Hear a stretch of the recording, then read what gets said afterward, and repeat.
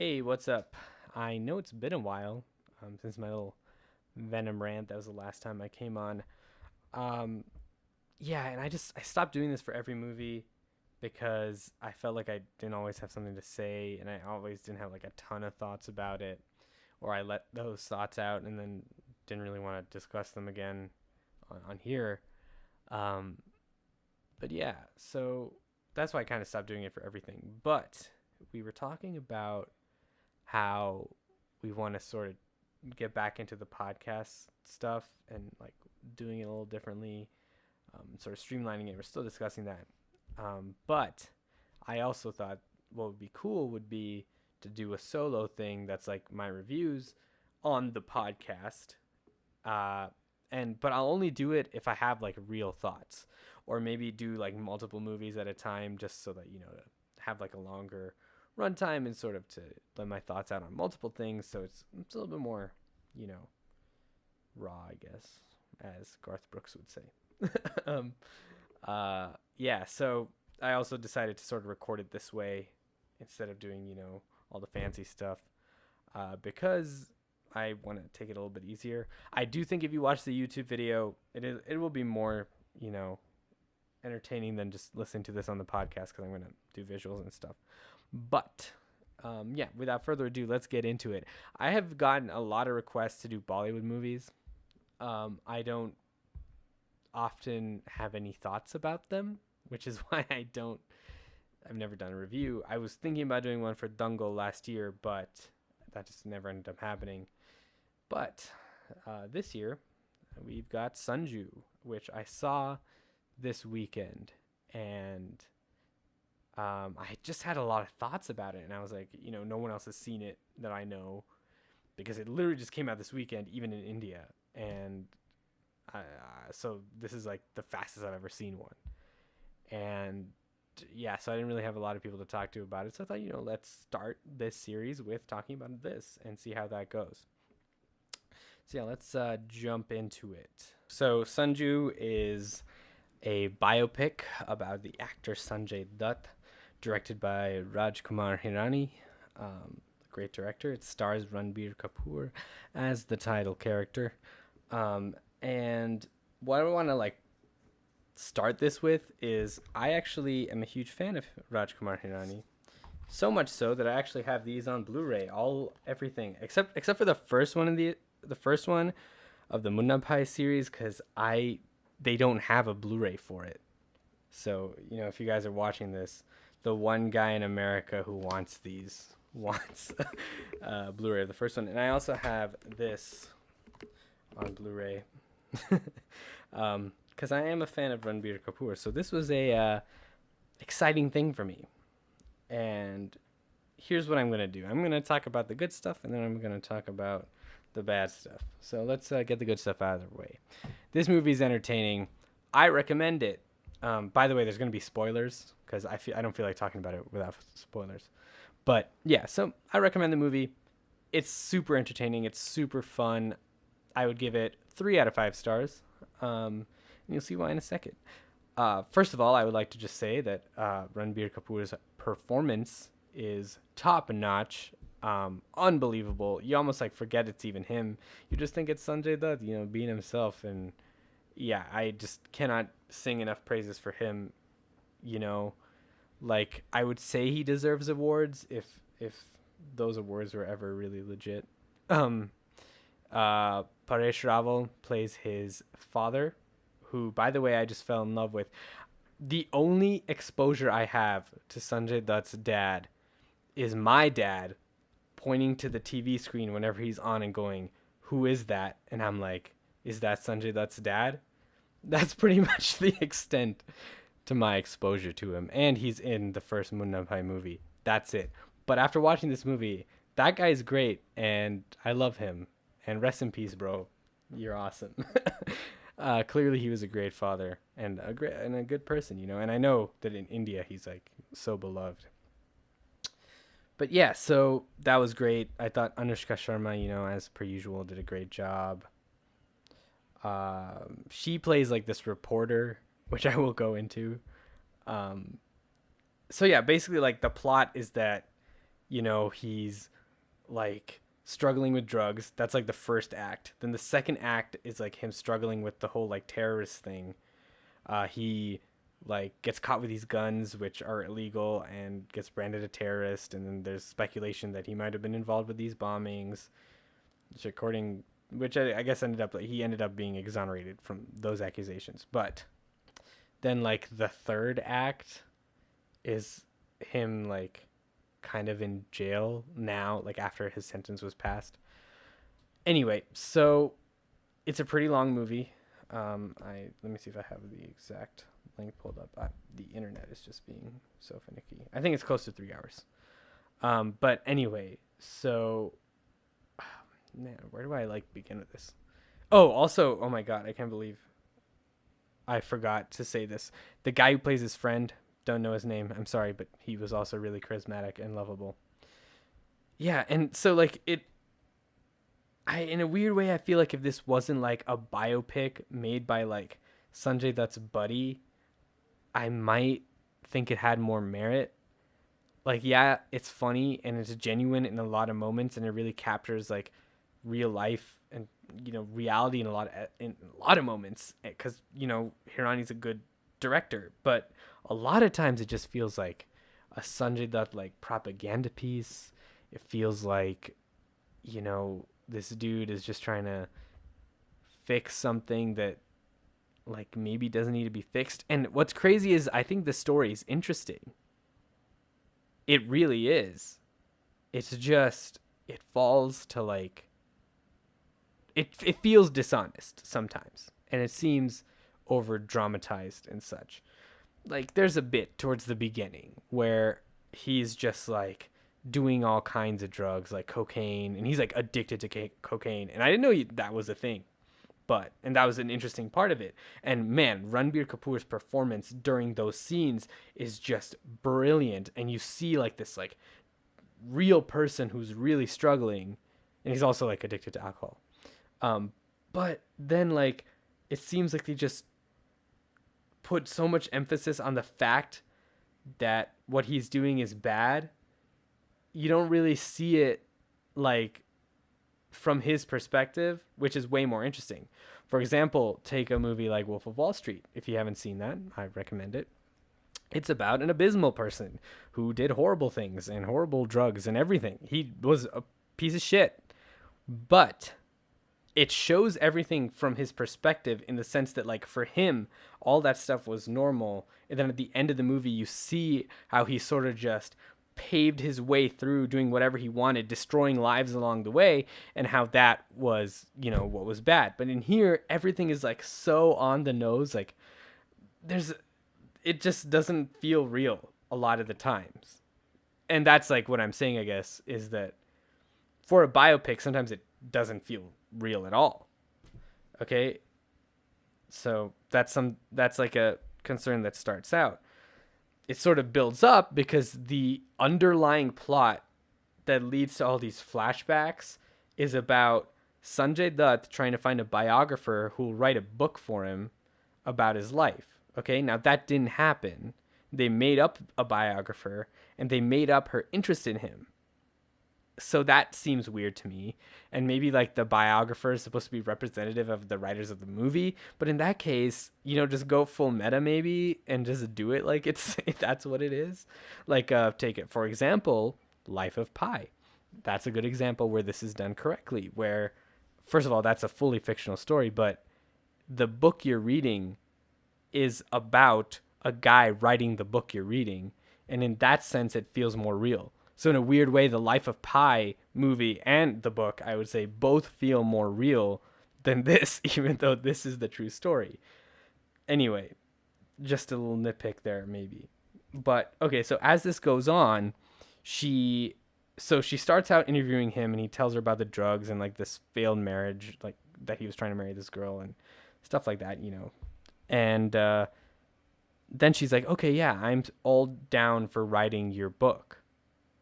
And then she goes and visits this friend he had who hasn't been talking to him for 20 years because of that whole terrorist thing. He shows her one news article, and then all of a sudden she's like, I'm not writing a book about this terrorist. When, like, her whole perspective, literally 5 minutes before this, was that maybe he's been treated unfairly by the public and his story does need to be told. And, like, what kind of shitty journalist looks at one article and then is just sold that someone's a terrorist and doesn't look into the story? And honestly, weirdly enough, there's this whole vibe where it's like she doesn't want to tarnish her reputation by writing about this terrorist or whatever because he's a bad person. But to me, that sounds like a gold mine. If I was writing a book about someone and they just had like a horrible life or they did some crazy stuff, wouldn't you want to write that book? Wouldn't you be interested in that story? Like, this guy is like a superstar who just had like, who did some crazy stuff. It's literally the same thing as Jordan Belfort. Like, he's terrible, and obviously he's a better person now. I don't want to like just like crap on him, but he was a terrible person, and that's why the story's interesting. Like, just seeing that be a reality is what's interesting. So I just personally don't buy this character, which the entire plot is based on. But you know what, maybe I can even forgive that. Okay, maybe I can forgive that, like, because it's not really that important if it was also just like a filmmaking, if it wasn't just also a filmmaking crutch in this movie. Because, and I'll tell you why it is. It's totally lazy. Because if you take a look at Three Idiots, which is a masterpiece, and you know, I'm sure Hirani is totally aware of the love for that movie. It's the same thing. Like, they go into the present, then someone tells a story, then they go into the past, and they come back into the present, and it has that similar vibe of like friendship and stuff with Sanju and his buddy. And sometimes I feel like they even played the same music or like similar music in those scenes. Whereas like there'd be a scene, you know, where two people reunite after a long time, and they'll play the same music from Three Idiots when two people reunite at the same time. I don't know if it's the same, but it felt the same, and that's like what was weird. Like, it was almost like he took the template he had, and then just like plopped it onto this and was like, okay, this is the template we're going with. And in a weird way, I think a linear story might have actually served this story better because of like the length. Like, it's like I said, it's really long.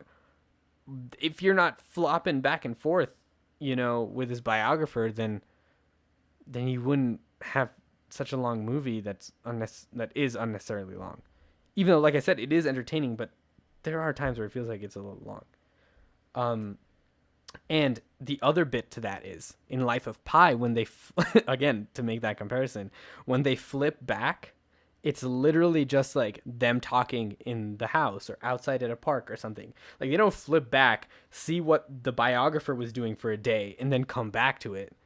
And even if he was interviewing other people, I'm sure they would just go straight to the interview with the other person. They wouldn't talk about his journey or whatever, which this does do unnecessarily. I don't think it adds to the story whatsoever. Just sort of pads the runtime. Okay, so let's talk about the second bit. So, like, I basically... Oh, so then... Let's go on with the plot. Sorry. I'm new at this. Anyway, so... he, like, recovers from the drugs, right? And I thought this was kind of a really sweet moment. Probably one of my favorite moments in the movie. His dad plays him a tape of his mom in the hospital. His mom passed away from cancer. Sorry, I didn't mention that. His dad plays a tape for him of his mom in the hospital that was addressed to him while he was like filming his movie because she couldn't be there. And in the tape, while they're listening to it, there's a bit where the mom asks for water, and the dad in real life like gets up, and then he's like, "Dad, it's just a tape." That shit got to me. Okay, that was the saddest thing ever. Okay. Anyway, so going on with the scene. Basically, he goes to like a rehabilitation center. He escapes, and his dad finds him and plays him this tape like, "You need to get better. Okay, you're ruining your life." And he uses that tape to motivate him to be better, you know, to make his mom proud, which I thought was sweet and I felt was really genuine. There was one bit, which I'm not saying is a bad thing, I just think it's a funny comparison to make and kind of an appropriate comparison to make, he is no joke, there's like a montage of him getting better where he listens to the tape using a Walkman and he's literally Star Lord. Like his mom, he has his mom's tape, and that's what he uses to get him to. Yeah. That's what he uses to get him through the hard times. Like if anything, if that actually happened, I think that's a testament to Guardians of the Galaxy because it created like a really real moment, and that moment actually kind of weirdly existed in real life. Anyway, that's kind of a tangent. So yeah, he gets better, which I thought was a really sweet moment. It was really good. And then we get to the point where his like career is a little bit, more taken off, and he gets caught with the guns. Now, this part of the movie really feels explanatory. Like someone's making an excuse. Like Sanjay's like, dude, I just got those guns to protect my dad because I thought he was in danger because he's a politician, he's an influential person, and he's getting death threats every day. And I think anyone can sympathize with that, but it was still a stupid decision because the guns, he bought the guns illegally, and he bought like the gun that would definitely get you arrested and branded a terrorist. Like you could have bought any other gun, you could have done it legally.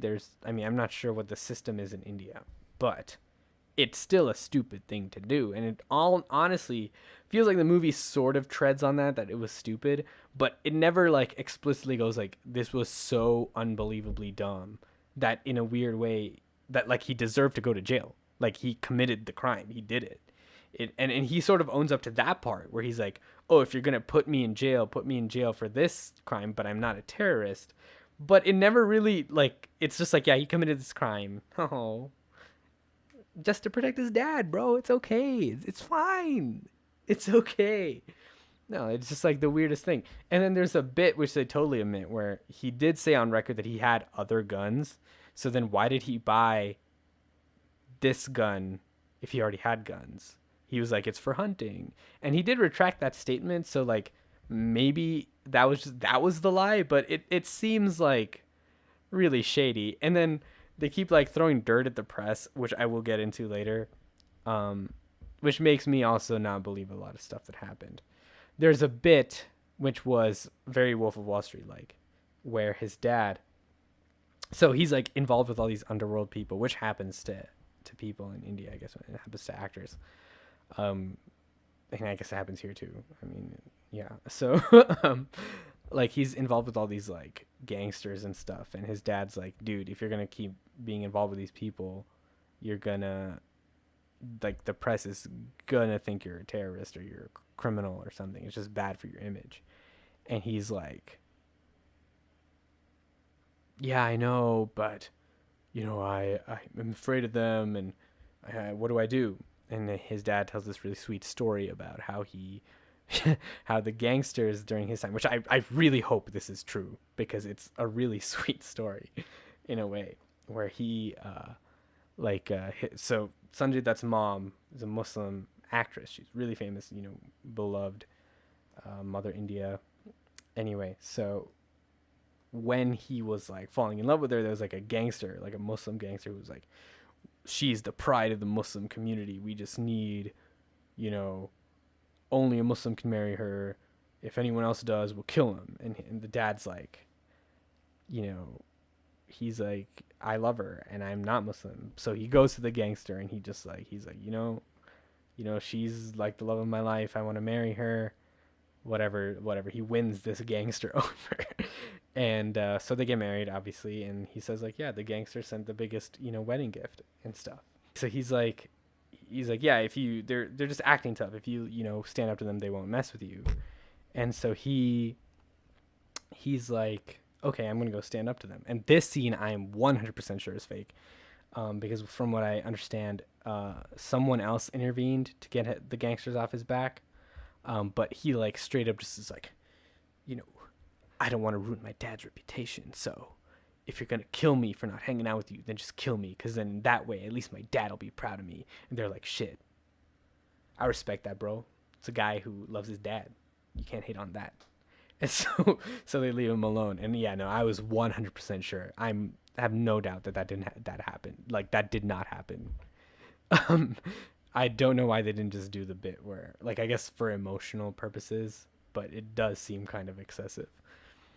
So I am pretty critical of that because I think like it might seem like these are small things, but I think as a whole, it kind of ends up painting the picture like, oh, dude, he's such a nice guy and he's so cute. He's little Sanjay, everyone loves Sanju. Like that's the name of the movie. It's like a cute name. And like he did some bad stuff, and it's okay. Like I'm not saying like it's bad. I mean, I like people mess up and people mess up in big ways, and it seems like he's got his life together now, so that's fine. Anyway, this leads to my favorite part of the movie because it's super meta. Um, After this, he gets the role in Munnabai MBBS, and his dad is in the movie with him. So he like really grills him to make sure he does it perfectly, which I thought was wonderful. If that actually, I'm sure that happened. Like his dad was on set every day, even though he's not in a lot of scenes. He was just making sure he says his lines, making sure he does it perfectly, which I think is great because that's really honestly the first time he was just perfect in a movie, and I love that movie. It's wonderful. So they recreated scenes with Ranbir, and that was a lot of fun. There was one where I really like. This is like the smallest nitpick ever, but it actually angers me because, like I said, sometimes I feel like this movie is lazy filmmaking wise. There's a scene that they recreated in Munnabai MBBS. I'm just gonna play it. Where Sanjay Dutt is talking about filling out the forms, and it cuts to Boman Irani, who's in the movie, and he's also in this movie, and that's kind of like stupid. Like it's literally one cut. So like me saying that this is bad, like you guys might be like, dude, why are you nitpicking one cut? But from like a larger standpoint, from a detail standpoint, that is a moronic thing to do. Because let's say I haven't seen Munnabai MBBS, but I'm watching this movie, which I think you can do. Boman Irani's also in this movie earlier on, so then wouldn't like the casual audience member just get confused? Wouldn't they be like, wait, so then the guy who was the dad of his girlfriend earlier was also in the movie? Like, do you see what I'm saying? Like that could really be confusing. So that is one thing where I'm like, that be almost nailed that fan service moment. But I think it's super meta because Rajkumar Hirani directed that movie, so he's like redirecting scenes he directed already. And then great moment where they recreate the scene where he hugs his dad at the end, and they give a little tidbit that it was like a very real hug and the tears were very real, and I thought that was really nice. And I believe that. I think that when actors are acting, they get emotional, and learning about that scene a little bit more, I think that was really nice. Anyway, yeah, and then okay, so let's get into the meat and potatoes, I guess, of what really bothers me about this. And it's littered throughout, but it mostly peeks its head out at the end. And it's just this weird like Trumpian message about fake news, and it's kind of ridiculous. Like it's literally a movie about a celebrity complaining that the news is hounding him. Like, yeah, that's what, like, I understand that it's hard. Obviously, that sounds like the worst thing ever. But I've seen plenty of celebrities who are like, yeah, this is the bad part of the job, but it is what comes with the job. And like, I'm not a celebrity. I can't, talk about it, but it's like something that we know. It's not like a real issue in the sense of like social injustice. Like, yeah, the celebrity is going to be treated poorly by all this media, like maybe the real media, maybe all these little tabloids and shit. But like the worst thing you can do, I think, is give the tabloids like any credibility. Like you complaining about the tabloids is giving them credibility. Just shut up about them, pretend they don't exist. That's probably the best way to go about it. But here he's not only complaining about the tabloids, he's complaining about the press as a whole. And there's this bit where he is like, oh, they just put question marks in their headlines, and then everyone thinks I'm a terrorist. Like, because like the headline would be like, Sanjay the terrorist, question mark. And yeah, they have the right to do that. And he's like, yeah, that right is bad because they can, slander my name. And it's like, yeah, okay, they did. But I think the movie's missing the real point, okay? Let's take it back for a second, actually. So all of Hirani's movies up until this point, I think, have very reasonable points to make, whereas this one doesn't, and it seems very personal and almost like a cover-up. which is why I think this movie really fails, which is why I give it 3 stars, because I liked it. I was entertained by it. The performances were awesome, but at the end of the day, there's really no point. There's no point that they're making. And, everyone wants to shout at fake news, and everyone sees their own side of whatever they say is fake news. And often it is something like, InfoWars or something, even we want to shout, yeah, screw them for their clickbait headlines, and YouTubers for their clickbait headlines, screw them. And you do tend to want to, go along with what they're saying, where it's like, oh, it's all about clicks. It's all about clicks, da da da da. But that's not who screwed him. Like the whole movie, I'm sitting there thinking, he wasn't screwed by the press. He was screwed by the law. Think about it. I mean, the bombings happened in the 90s, and he went to jail, I believe, like, I think it was 2010 or something like that. That's when they had the trial. That's when they were like, oh, yeah, you're not a terrorist. We figure that you're just going to go to jail under the Arms Act. And he'd been to jail once before when he was arrested for a couple months.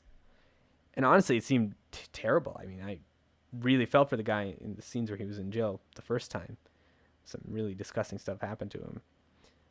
But yeah, like, it seems like the law is who failed him, right? Because if the trial had just proceeded within a couple months, if he wasn't stuck there without bail for months, and they had like done the trial, they would have decided that he wasn't a terrorist. They would have put him in jail, and it would have resolved out. He wouldn't have because it seemed like he was really concerned about the family name and like disappointing his father, which I totally understand. Everyone's been there, which is why you sympathize with him in the movie.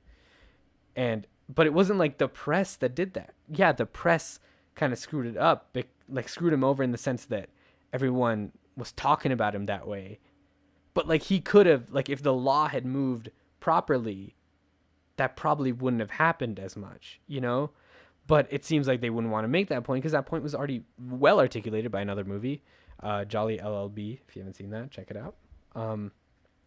But okay, sure. So like the point you should be making is already made. Like they could have still made the movie about it, but I actually genuinely think that they think, or at least Sanjay Dutt thinks, that the press is who screwed him. I don't see that at all. Yeah, they were speculating, but that's what news is a lot of the times. And like, yeah, some people are too dumb to figure that out. Maybe, they just read a headline and think he's a terrorist. But is that the press's fault, or is that like the person's fault for not reading the article? You should always read the article if you're going to make that your opinion, and yeah, people are lazy. But yeah, I don't think it actually affected him that negatively in that sense, because in the end he still got that acting job. Everyone loved him after that, and that was like a point that the movie made, is it really fixed some of the terrorist issues. But yeah, like I don't think he was screwed by the press. So his ramblings, like there are literally scenes where he's sitting in a podcast room like this and just rambling about what the press does and how they're horrible, and then he tells his like real story. And yeah, like what happens. This is a ridiculous scene. Personally, I think this could have been streamlined. I'm going to talk about that. So the lady meets up with his old friend, and the friend convinces her he's a terrorist based on one piece of paper and then a thing he saw of half a conversation where his dad is like, maybe you should tell the courts you knew about this. Anyway, then he doesn't talk to him for 20 years. If this happened, that guy's an idiot.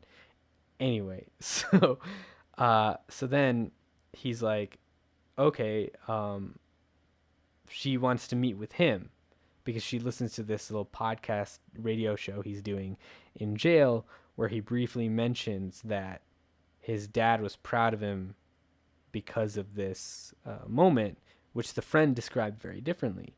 So then she's intrigued, and so she goes there, and she's like, oh, it was so hard to meet with you. And he's like, no. And she's like, your friend told me this, but your podcast seems to tell a different story. What's that story? And he goes, oh, that's what he thinks? Bring him here, and I'll tell him. I want to tell him personally. She was like, no, I barely got in here. There's no way I can bring him. So then he's like, oh, I have an idea. Since I'm doing this radio show, park the car outside, tune into the station, and you'll hear my show, and I'll talk about it, and I'll address him directly in that thing, which I think is really smart. But I think if you're going to have this reporter character, why not just have her do that the whole time? Why not have it be her investigation? That way, like, there's something pushing her forward instead of, like, people just coming in and being like, Sanju's a good guy. You should listen to his story. Listen to this part. And then she listens to it, and then she's like, oh, I guess I should listen to his story. And that happens 3 times. Anyway, maybe it should just be her, like, trying to figure it out. And then she, okay, let's do this. Okay, let's recreate that scene in a much more efficient way. She tries to meet with him, but can't. So she sits outside and listens to the story. She hears that story, and then she's like, okay, now I need to meet with you. Maybe she gets some message to him secretly, and he's like, no, I want him to hear the story too. So then she gets the friend to come over, and they listen to it outside. So much quicker. And like, it gives the reporter character some incentive. And this is what I'm saying, like, it's just so lazy oftentimes, where it feels like they did like a draft, maybe 2, and then they were like, okay, yeah, Sanjay, you want to approve this? And if he says he didn't approve it, I just kind of don't believe it, because I know he was there, and they did mention that he was there many times, and Ranbir Kapoor performed in front of him and stuff. And I feel like I'm docking on this really hard right now, but, you know, this is what my, like, thoughts were. Like, it just sort of felt like this weird thing. And it also made me think that, like, if he's shitting on the press so much, like, maybe, like, some of the shit they said was true. Because there's, like, only one guy I know out there who's screaming fake news, and everything he says ends up being, like, real. So that was my immediate thought, was that if he's, like, it's almost like what Shakespeare said, like, the lady doth protest too much. Like, he's ranting about it a bit more than he needs to. Like, if he's just like, yeah, see, they decided in court that I wasn't a terrorist. I'm not a terrorist. It's over. Like, and it was kind of bad. The press sort of just speculated about that. You know, I agree with that. But just, like, ranting about clickbait and stuff, like, it's just like, dude, the only people protecting you from, like, the corrupt politicians, and in India that is a serious problem, is the press. And even if they're bought out, like, they're protecting someone from something. Like, even if the press is bad, you can't just get rid of them. You can't just, you know, destroy that system, because it needs to be in place. Someone needs to keep, you know, these people in check. For example, 2 points. Okay, 1, he did buy those guns, and he did do all these awful things. He's a cop to that and admitted to that. And in a weird way, we're supposed to be like, oh, okay, you're admitting to it, so it's fine then. But, like, the press reported on it, and people wouldn't have known about it if they didn't exist. Okay, even if they weren't totally accurate, even if they were speculating that your career was over, whatever, it's speculation, man. Get over it. Second point, the entire movie is a journalist trying to clear his name. So he's ranting about how the press is bullshit, and then he's going to the press and being like, please save me. Like, okay, they're bullshit, but they can also save you? And what's funny to me is they're acting like, just because it's like an autobiographer or whatever, like a ghostwriter biographer, that means she's not press. No, she's the same as press. It'd be like if Steve Jobs was just complaining about how shitty biographers were. Then he was like, yeah, Walter, write this book about me where I complain about how awful the press is, how awful you are. Like, I don't get it. Like, it just seems so contradictory. And I think it would have been fine if it was, like, part of his character, which is, I'm sure, what some people are thinking. Like, oh, no, it's part of his character that he hates the press. Not the point of the movie. It's just that his character hates the press. I disagree with that. There are, like, so many instances where the movie is telling you to hate the press. Like, the dad has, like, a little confrontation with this press guy who then bullshits him later, who's clearly from, like, a TMZ place, not like a real news outlet. And then, because he's at this, like, event. Anyway, then later, there's a song at the end where literally they're just bashing on the press the whole time.